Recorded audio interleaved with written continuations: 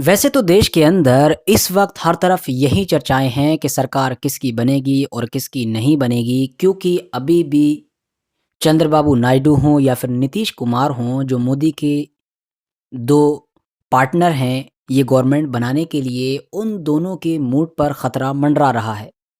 और सारे ही पत्रकार इस तरह की बात कर रहे हैं कि क्या वाकई मोदी गवर्नमेंट इन दोनों को अपने साथ रखने में कामयाब हो पाएगी, या इंडिया की तरफ से भी कोई ऐसा ऑफर इनको मिल सकता है जो इनको दूसरी तरफ सरकने में, दूसरी तरफ खिसकने में मददगार साबित होगा। देश के अंदर की खबरें तो आप लगातार सुन ही रहे होंगे कि देश में क्या क्या चल रहा है, नीतीश बाबू क्या चाह रहे हैं, चंद्रबाबू नायडू क्या चाह रहे हैं। मगर मैं आपको बताता हूं कि देश के बाहर क्या हुआ है इस रिजल्ट को लेकर। दरअसल अभी तक की खबर तो यही है कि इन सारे ही नेताओं ने ये मान लिया है कि एनडीए की गवर्नमेंट बनेगी, मतलब नीतीश कुमार और चंद्रबाबू नायडू वगैरह ने भी, और ये भी कह दिया है कि हमारे प्रधानमंत्री नरेंद्र मोदी जी ही बनेंगे। तो इसीलिए शपथ समारोह वगैरह की भी तैयारियां शुरू हो ही गई हैं, 9 तारीख को बताया जा रहा है। लेकिन इस 9 तारीख के शपथ समारोह को लेकर कुछ ऐसा फैसला लिया है मोदी गवर्नमेंट ने जिसकी चर्चा हर तरफ हो रही है, और ये फैसला लिया गया है देश के बाहर के मामले में।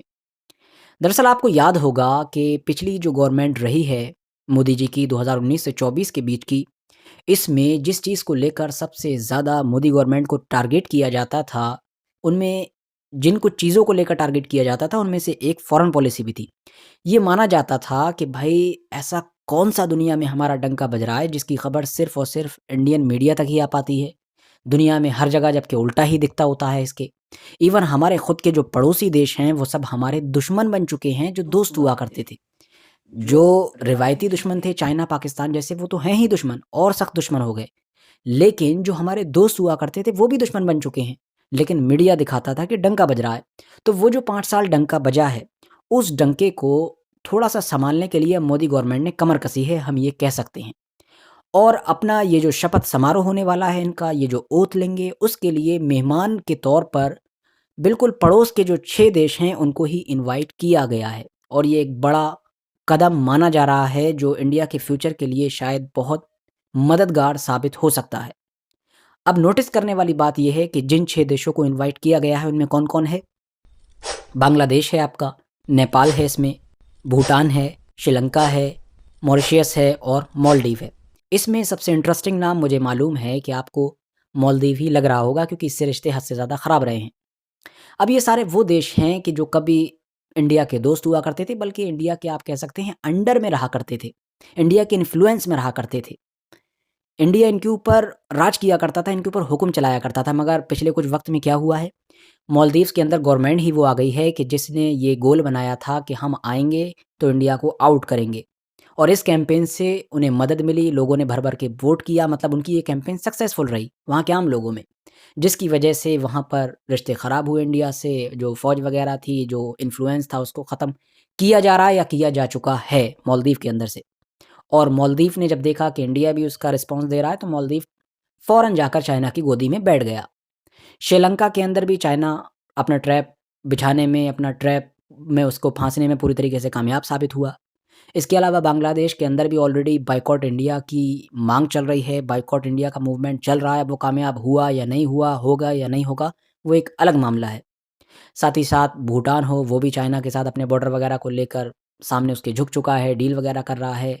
तो मतलब सबका ही ऑलरेडी ये मामला हो चुका था, और पिछले 3-4 साल के अंदर वो सारे दोस्त दुश्मन के खेमे में, दुश्मन के इन्फ्लुएंस में जा चुके थे। तो अब इसी वजह से मोदी जी ने सोचा है से कि सबसे पहले जब मैं प्रधानमंत्री तीसरी तीसरी बार बन ही रहा हूँ, तो सबसे पहले अपने डंके को सँभाल लूँ, जो डंका पिछले 4-5 साल से लगातार बज रहा था। अब देखने वाली बात ये होगी कि इन 6 लोगों को जो इनवाइट किया गया है, वहाँ के हेड को, वहाँ के लीडर्स को, उनमें से कौन आता है, कौन नहीं आता है। बांग्लादेश आएगा ही आएगा, क्योंकि जो वहाँ के लीडर हैं वो मोदी जी की पर्सनली भी दोस्त हैं, और बाकी सब भी आएँगे ही। अगर ख़तरा किसी पर है तो जो मालदीव्स के प्रेसिडेंट हैं मोहम्मद मोइज़ू, उन्हीं के ऊपर है कि हो सकता है वो ना आएँ, लेकिन आएँगे वो भी, क्योंकि उनकी भी मजबूरी है इंडिया से हाथ मिलाकर रखना।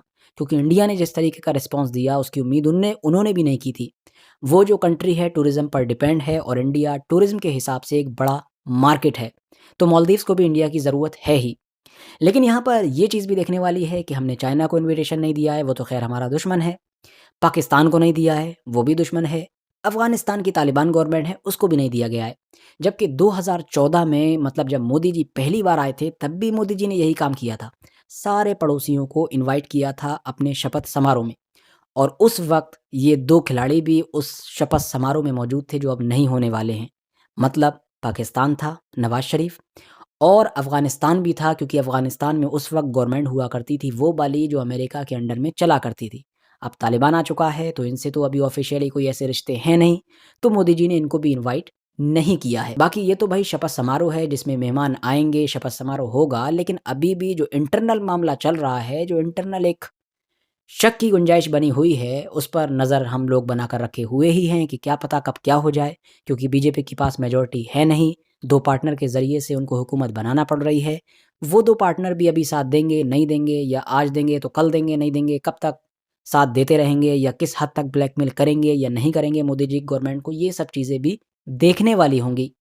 वीडियो आज के लिए बस यहीं पर ख़त्म करते हैं। अगर जानकारी से भरपूर लगी हो तो लाइक कर सकते हैं, शेयर कर सकते हैं दोस्तों के साथ और ऐसे ही वीडियोज़ आगे भी देखने के लिए मेरे इस चैनल को ज़रूर सब्सक्राइब करें और साथ ही में बेल आइकन को भी ज़रूर प्रेस करें ताकि जब भी मैं नई वीडियो लेकर आऊँ तो आप लोगों तक सबसे पहले पहुँच सके।